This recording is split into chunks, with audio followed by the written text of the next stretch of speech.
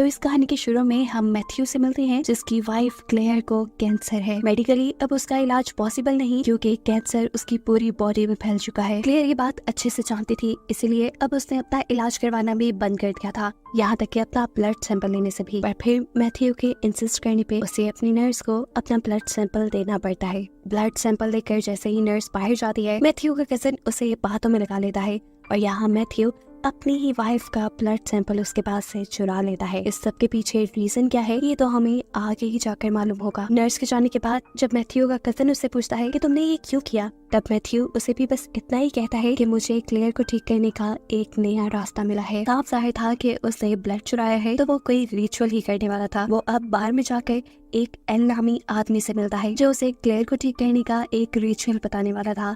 ये लोग एक बहुत ही भारी बोरी को अपने घर ले आते हैं। एल कहता है इसे ऐसी जगह पर रखना जहाँ किसी का आना जाना ना हो, इसीलिए मैथ्यू उसे बेसमेंट में रख देता है। अब एल उसे कहता है कि तुम एक कैंडल लेना, कैंडल जलाने के बाद तुम क्लेयर का ब्लड इस बोरी के अंदर डाल देना, फिर अपनी विश मांगना। याद रहे कि विश मांगने के बाद ना तो तुमने इस बोरी की तरफ देखना है और ना ही इसे छूना है। यहाँ तक कि जिस कमरे के अंदर ये बोरी है तुमने वहाँ जाना भी नहीं, तुम उल्टे कदमों वहाँ से वापस आ जाना और फिर बस ये बोरी अपना कमाल दिखाएगी। याद रहे कि इस बोरी से बातें बिल्कुल भी नहीं करनी। मैथ्यू कहता है अरे मैं पागल हूँ, मैं क्यों उससे बातें करूंगा। एल जवाब में कहता है ये बात तो तुम आहिस्ता आहिस्ता खुद ही जान जाओगे। हो सकता है कि 3 दिन तक तुम्हारे घर में कुछ ऊट पटांग की चीजें हों, तुम्हें उन चीजों को बर्दाश्त करना है और 3 दिन बाद तुम्हारी सारी मुश्किलें खत्म हो जाएंगी। वो आदमी मैथ्यू के घर से चला जाता है। रात होने पर हम देखते हैं कि मैथ्यू उसी रिचुअल को करने के लिए बेसमेंट में आ गया है। एल के कहने के मुताबिक उसने कैंडल जलाई, अपनी वाइफ क्लेयर का ब्लड उस बोरी में डाला और विश मांगकर उल्टे कदमों पीछे की तरफ मुड़ गया। लेकिन यहाँ तभी गलती से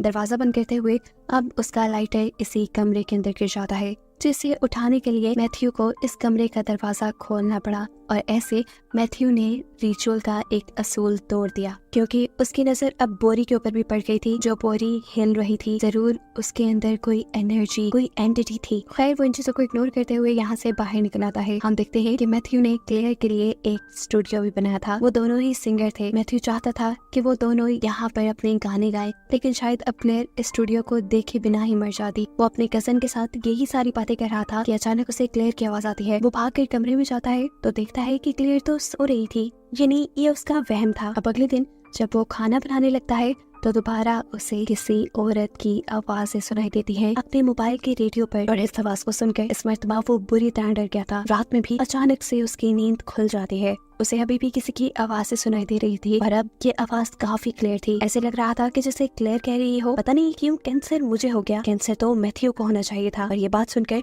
मैथ्यू को गुस्सा आ जाता है कि वो क्लेयर के लिए कितनी मेहनत कर रहा है और क्लेयर ऐसी बातें कर रही है। उसे में वो क्लेयर के रूम में जाता है तो देखता है कि क्लेयर तो सो रही थी, उसने तो ऐसी कोई बात नहीं कही।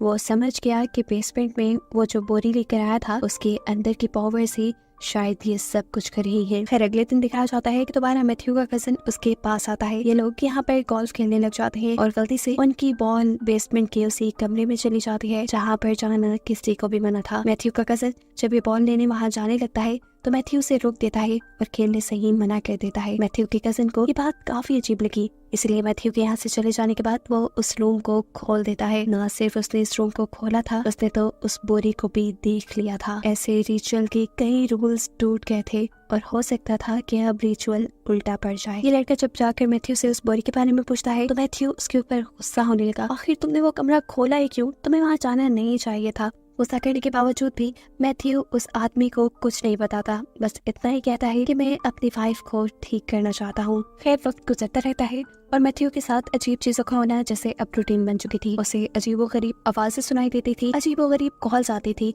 यहाँ तक कि अब उसे एक लड़की भी नजर आने लगी थी जिसके हाथ पे काला निशान बना होता था। इन चीजों से वो अब डरने भी लगा था। अब एक दिन मैथ्यू को एक पार्सल रिसीव होता है। ये पार्सल क्लेयर ने अपने लिए मंगाया था। जैसे ही मैथ्यू ये पार्सल खोलता है उसके अंदर से निकलता है उसकी वाइफ क्लेयर का कटा सर। देखकर वो पूरी तरह घबरा जाता है और इस बॉक्स को अपने से दूर फेंक देता है। उसकी चीख की आवाज सुनकर क्लेयर भी व्हील चेयर पे बैठकर बाहर आती है और उस बॉक्स को उठाते हुए दिखाती है कि उसमें तो सिर्फ उसकी मंगवाई हुई विग थी। चीजें काफी खतरनाक होती जा रही थी।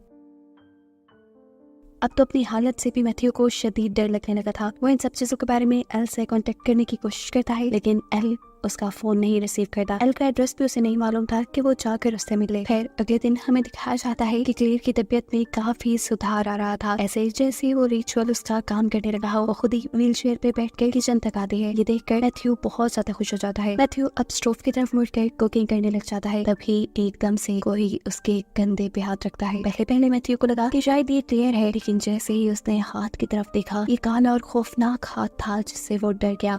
उसे मालूम हुआ कि उसके पीछे जो उसकी वाइफ थी वो भी असल में क्लेयर नहीं बल्कि वो एंटिटी थी। ये देखकर वो गुस्से में एंटिटी से कहता है, चली जाओ यहाँ से। पीछे मुड़ने पे उसने देखा कि उसकी वाइफ क्लेयर अभी तक व्हील चेयर पर बैठी थी। वो जो इस सारी रिचुअल के बारे में कुछ नहीं जानती थी। उसे लगता है कि मैथ्यू ने उसे डांटा और उसे डिसरिस्पेक्ट करके यहाँ से जाने को बोला, इसलिए वो नाराज होकर वहाँ से चली जाती है। क्लेयर ने इस चीज का सदमा अपने ऊपर ले लिया था। रात में वो अपनी नस काट लेती है। जैसे ही मैथ्यू ये चीज दिखता है तो फौरन डॉक्टर को कॉल करता है, लेकिन कॉल दूसरी तरफ से कोई एंटिटी उठाती है और उससे कहती है कि ये सब तुमने किया है, तुमने अपनी वाइफ क्लेयर को मारा है। एकदम से चाकू मैथ्यू के हाथ में आ जाता है और मैथ्यू होश में आता है। उसे मालूम होता है कि ये सब एक सपना था। फिर अगले दिन देखने को मिलता है कि जब मैथ्यू अपने कमरे में सो रहा था तब क्लेयर अपने पाँव पे चलकर खुद उसके पास आती है। ये देखकर वो बहुत खुश हुआ। वो पहले से काफी ठीक हो रही थी। वो आकर मैथ्यू के पास लेट गई। कुछ देर यहाँ उन्होंने बातें की, जिसके बाद क्लेयर उठकर वॉशरूम के लिए चली गई। उसके वॉशरूम में जाते ही यहाँ पर मैथ्यू को कॉल आती है। कॉल पे दूसरी तरफ क्लेयर थी और ये जानकर उसकी होश उड़ गई, क्योंकि अभी जो उसके पास लेट कर गई थी वो कोई क्लेयर नहीं बल्कि क्लेयर के भेस में एक एंटिटी थी। वो भागकर क्लेयर को देखने के लिए रूम में आता है। क्लेयर सच में अपने रूम में थी।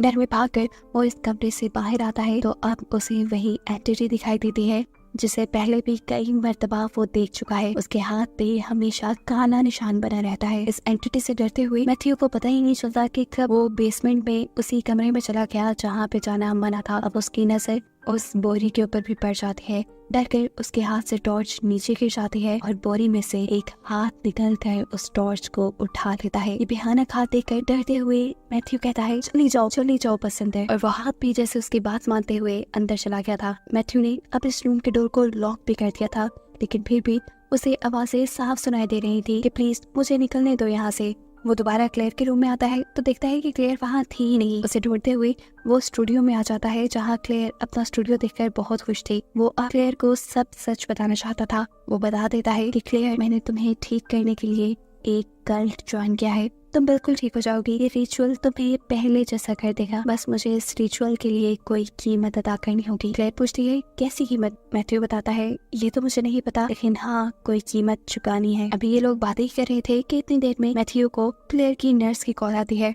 जो क्लेयर की तबीयत के बारे में पूछ रही थी। मैथ्यू उसे बताता है कि क्लेयर पहले से बिल्कुल ठीक हो चुकी है और ये खबर सुनकर नर्स भी शॉक रह चुकी थी, क्योंकि उसने तो यही बताने के लिए कॉल की थी कि क्लेयर के पास अब 2 से ज्यादा दिन नहीं है। जितना हो सके उसके साथ रहे और इस हकीकत को अपना ले। जब तक मैथ्यू नर्स से बात कर रहा था, क्लेयर अब उस बेसमेंट वाले कमरे में चली जाती है। इस बोरी को देखते ही क्लेयर की तबीयत अजीब होने लगी थी और एकदम से वो बेहोश हो गई। मैथ्यू भी ठीक वक्त पर क्लेयर के पास आ चुका था।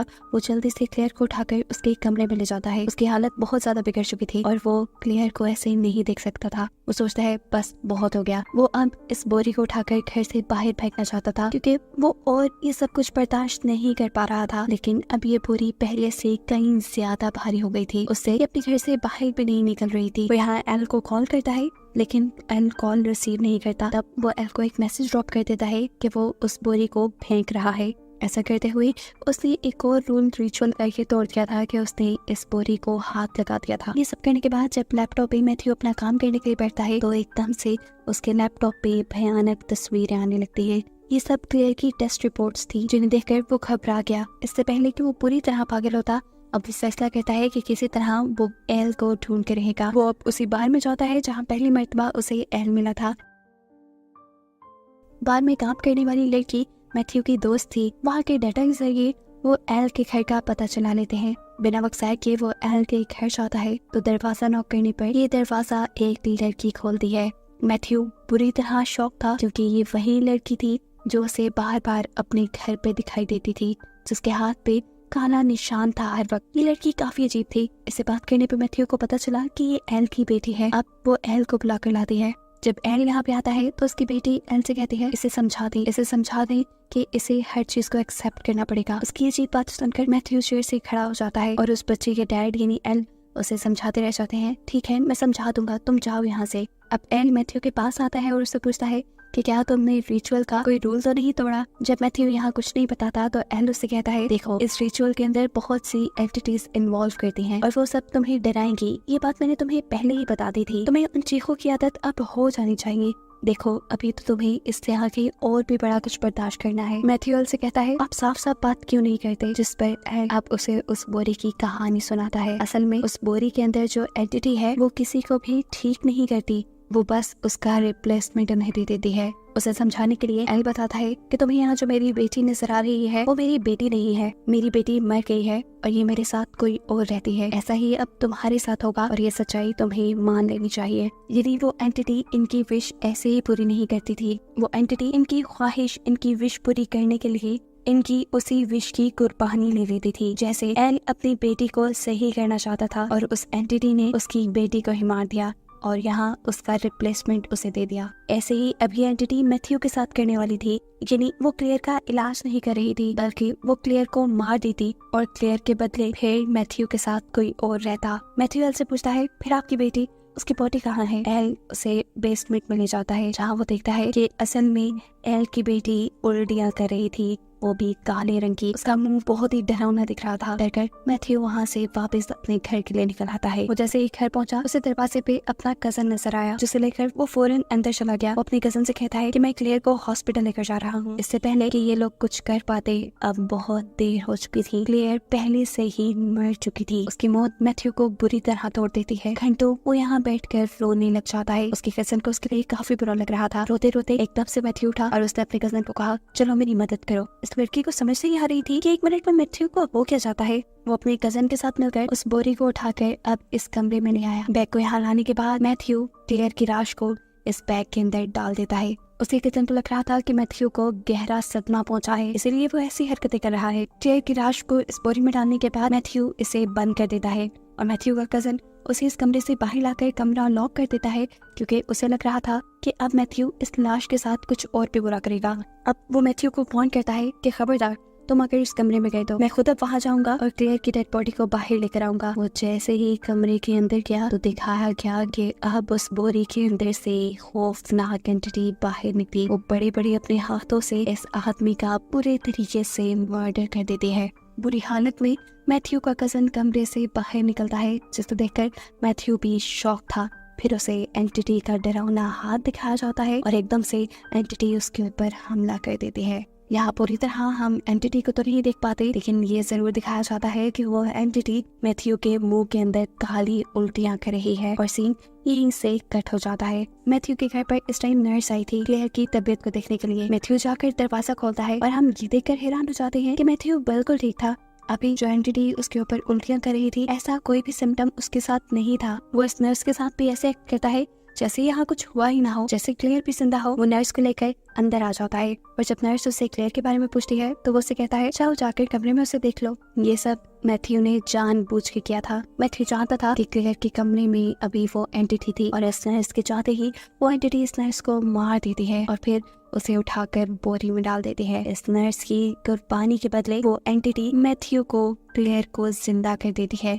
असल में उसने क्लेयर को जिंदा नहीं किया था, बस क्लेयर की बॉडी को जिंदा कर दिया था और उसकी बॉडी के अंदर इस टाइम थी कोई और ही एंटिटी जो पूरी जिंदगी अब मैथ्यू के साथ ही रहने वाली थी। अब इस रिचुअल का एक पार्ट जो मैथ्यू को अभी भी पूरा करना था, उसे अपनी विश पूरी करने के बाद ये बोरी किसी और को देनी थी, बिल्कुल ऐसे ही जैसे एल ने उसे दी थी। इसके लिए वो बाहर में अपनी एक दोस्त से मिलता है। उसकी मॉम बहुत ज्यादा बीमार थी। वो इस लड़की को अपनी बातों में लगा लेता है कि तुम एक रिचुअल करो और उससे तुम्हारी मॉम बिल्कुल ठीक हो जाएंगी। वो लड़की भी उसकी बात क्यों ना मानती, उसके सामने तो एविडेंस था कि मैथ्यू की इतनी बीमार वाइफ अब उसके साथ बार में आया करती थी, डांस करती थी, वो बिल्कुल ठीक हो गई थी। हालांकि वो क्लेयर की हकीकत नहीं जानती। मैथ्यू की बातों में आकर वो इस बोरी को अपने घर ले जाती है। मैथ्यू का सारा रिचुअल, सारा मकसद पूरा हो जाता है और इसी के साथ ये कहानी यहाँ खत्म हो जाती है।